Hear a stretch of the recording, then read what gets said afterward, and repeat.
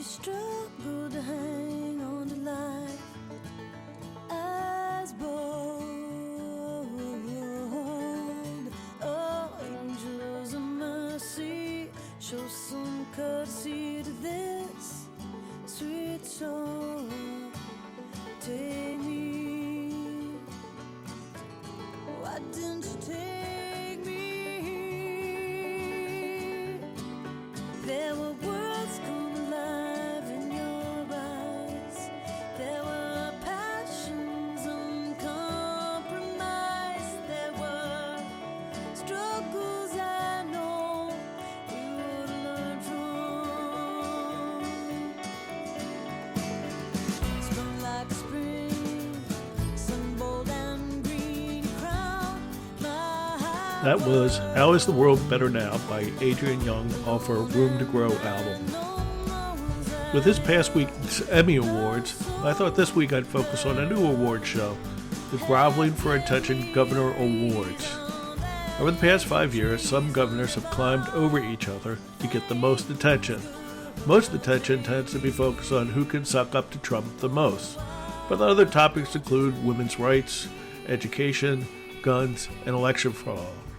So without further ado, welcome to the first Groveling Governors Awards. Up first is the award for Don't Look Before You Leap, and that award goes to Ron DeSantis. They will be considering the congressional map, but they also will be considering termination of all special districts that were enacted in Florida prior to 1968, and that includes the Reedy Creek Improvement District. Why did he win? Because DeSantis, in a usual move of I'll show you who's the boss, and this certainly got reaction from the MAGA Republicans, didn't really think this one out. I would like to, as they say in the Senate, revise and extend my remarks. On Monday, I asked you to consider how stupid the new Florida law is that repeals Disney's special tax status in the state. I would now like to revise and extend those remarks to make the point that it is much, much stupider than I thought. By Monday, we realized that the repeal of Disney's special tax and operating status in Florida meant that the tax bill for public services provided in and around Disney properties was going to fall on the two counties in Florida that surround Disney World. That meant that a $163 million burden was suddenly going to be shifted from Disney and land on two neighboring counties where the tax collector in one county estimated that property taxes would have to be raised by 25%. It is becoming clear tonight that that will probably never happen because the new, profoundly stupid law will never go into effect because pre-existing Florida law makes it impossible for Florida to repeal Disney's special status until all of the bond debt of Disney's Reedy Creek Improvement District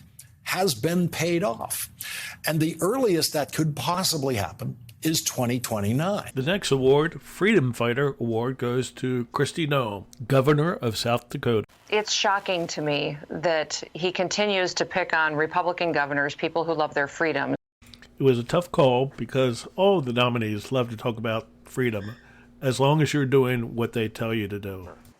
Don't take any of this freedom for granted. You got to fight for it. We need to win across the board in November to make sure that we solidify this state as the nation's citadel of freedom.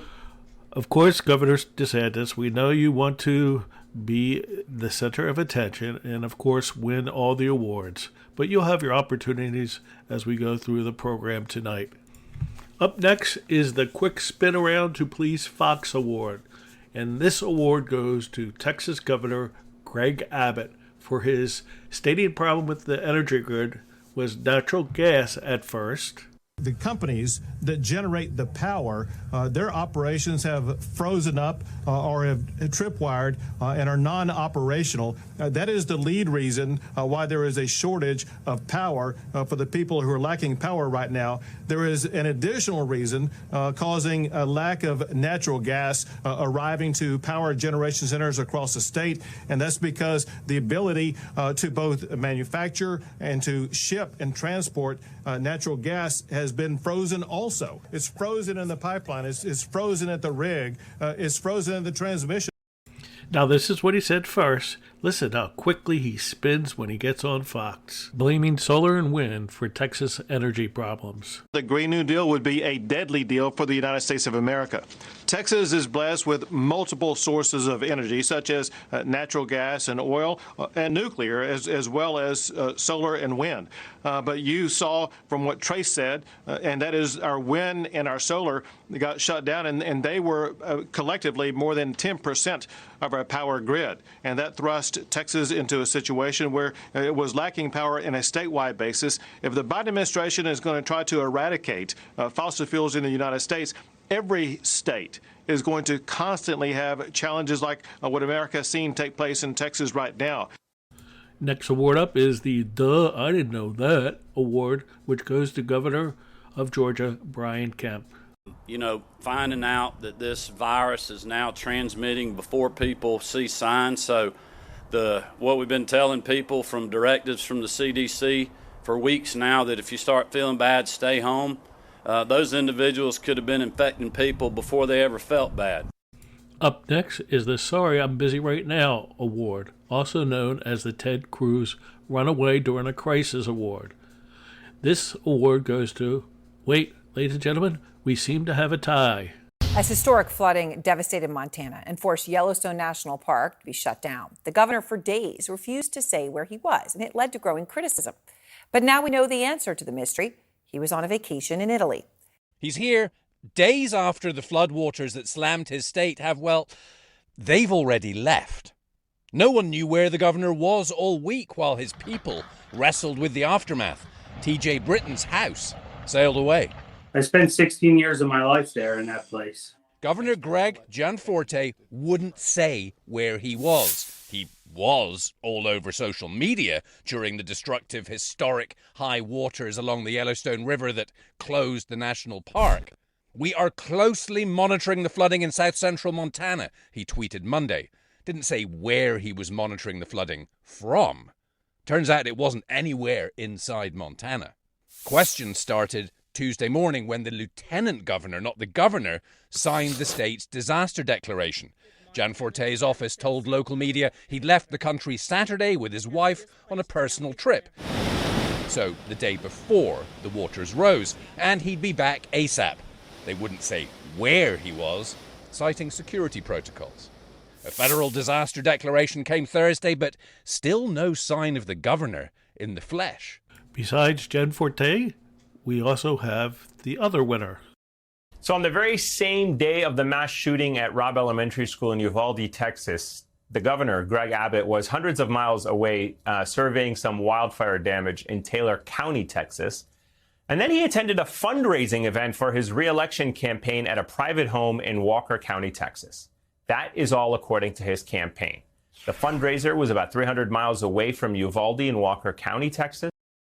On the way back to Austin, I stopped and let people know that I could not stay, that I needed to go, and I wanted them to know what happened and get back to Austin so that I could continue my collaboration with Texas law enforcement. I stopped and I let people know that I could not stay. Now that seems reasonable enough, but new reporting from the Dallas Morning News indicates that is not what happened.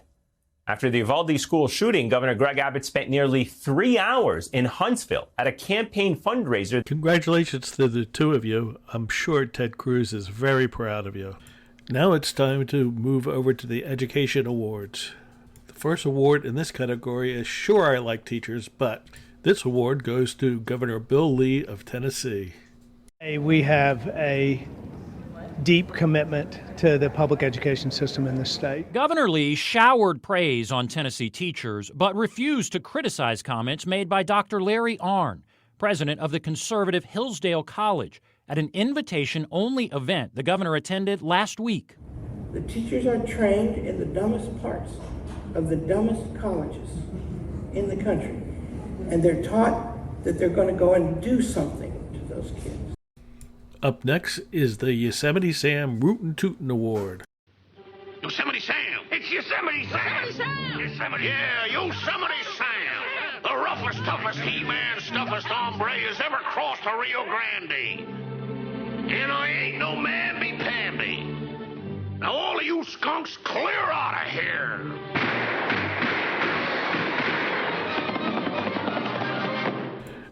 Now this award goes to the governor who comes up with the most creative ideas on how to end school massacres. If a teacher is willing and vetted and there is the appropriate training, and then it's certainly something that should be considered. I think there's a lot to talk about on that subject before that actually moved forward, but it's something that I have said before that under very certain and tight circumstances, it should be considered. And I'm sorry, there's been a lot of misinformation and a lot of bad advice that's been given by some of these experts over the last year. Governor DeSantis, I know how much you want to win all the awards, but please, please, sit down. Thank you. Next up in the education field is the Let's Keep History White Award. This year's recipient goes to Governor Greg Abbott of Texas. Keep Texas the best state in the United States of America. We must never forget why Texas became so exceptional in the first place. A law creating the 1836 Project does that. The 1836 Project promotes patriotic education about Texas and ensures that the generations to come understand Texas values. Under this law, every newcomer to Texas who gets a driver's license will also get a pamphlet that outlines Texas's rich history, as well as the principles that make Texas, Texas. The law also establishes the gubernatorial 1836 award to recognize students' knowledge of the founding documents about Texas history. Our next award is the Look How Tough I Am with Teenager Award. And this award goes to, you'll be happy to hear this, Governor Ron DeSantis. You do not have to wear those masks. I mean, please take them off. Honestly, it's not doing anything, and we got to stop with this COVID theater. So if you want to wear it, fine, but this is ridiculous. The next award is Who Could Be More Inhumane Than Anyone Else? Unfortunately, the judges could not decide a winner. It was a close race between Ron DeSantis and Greg Abbott for the way they've treated migrants by putting them on buses and planes and shipping them elsewhere within the country. Gentlemen, I'm sure you're proud of yourselves. I'm sorry, there's been a lot of misinformation and a lot of bad advice that's been given by some of these experts over the last year. We know, Governor, you keep telling us this all the time, but unfortunately, we know how much you want to be known throughout the country, and you can't stand being outdone by another governor, and how much you want to be a little mini Trump. So with that, we're going to end the show, but we'll leave you with your theme song.